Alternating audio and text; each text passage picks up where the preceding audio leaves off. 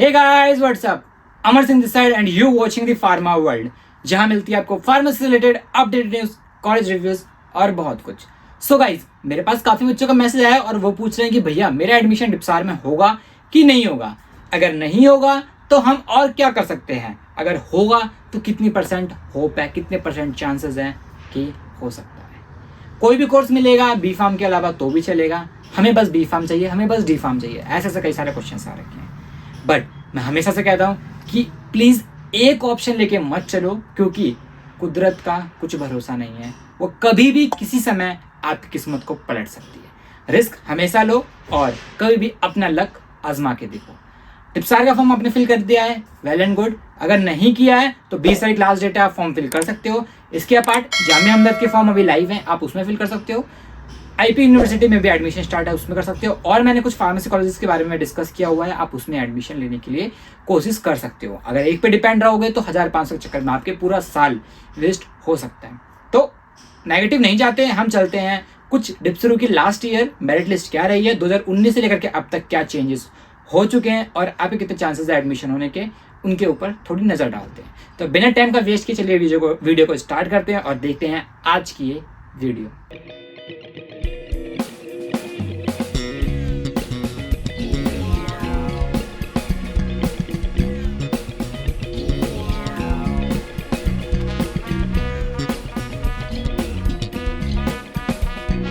So guys, आप सभी को पता है कि सिर्फ दिल्ली में 2000 बच्चे फॉर्म फिल करते हैं डिप्सार डिप्सरू के, और दिल्ली के अलावा जो बच्चे फॉर्म फिल करते हैं वो भी अराउंड 2500 समथिंग होते हैं।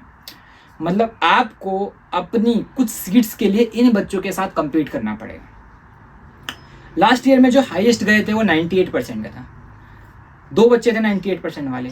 अब इन दो बच्चों को बी फार्म ही चाहिए या बीएससी स्पोर्ट्स साइंस से भी इनका काम चल सकता है, या फिर इन दो बच्चों को बीएमएलटी चाहिए, बी फार्म आयुर्वेदा चाहिए। इसके अंदर काफ़ी कंफ्यूजन रहती है।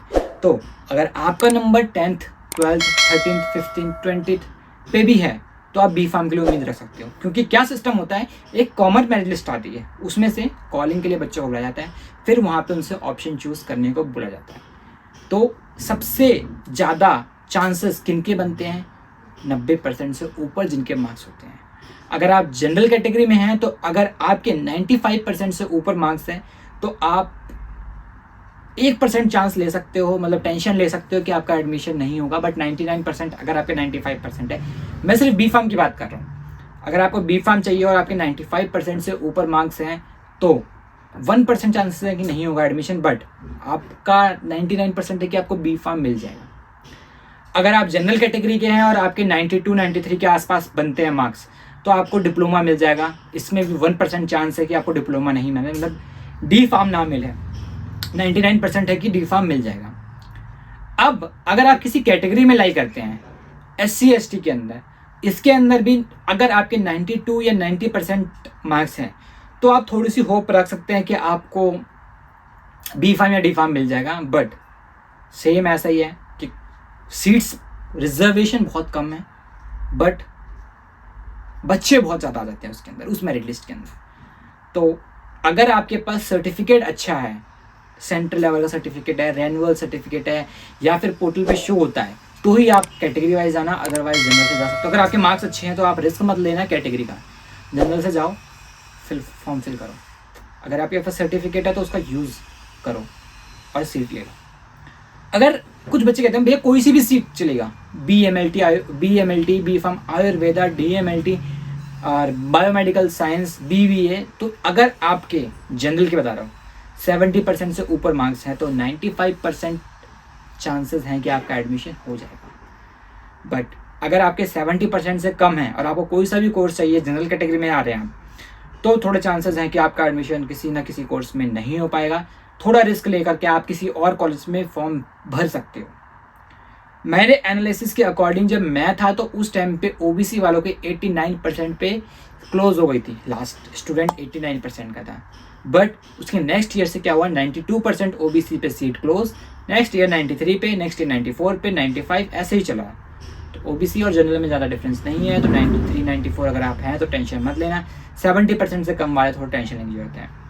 अगर आप EWS कैटेगरी से आते हैं, SC/ST आते हैं तो आप 1% चांस लेके जा सकते हो 70% वाले कि आपका एडमिशन हो जाएगा, अदरवाइज थोड़ा सा क्रिटिकल हो जाएगा एडमिशन। अब नॉन दिल्ली की बात करता हूँ। नॉन दिल्ली में आप सभी को पता है कि OBC के कोई भी ऐसी रिजर्व सीट नहीं है OBC वाले बच्चों के लिए, बट वहाँ पे सिर्फ जनरल, SC/ST, EWS ऐसा चल रहा है।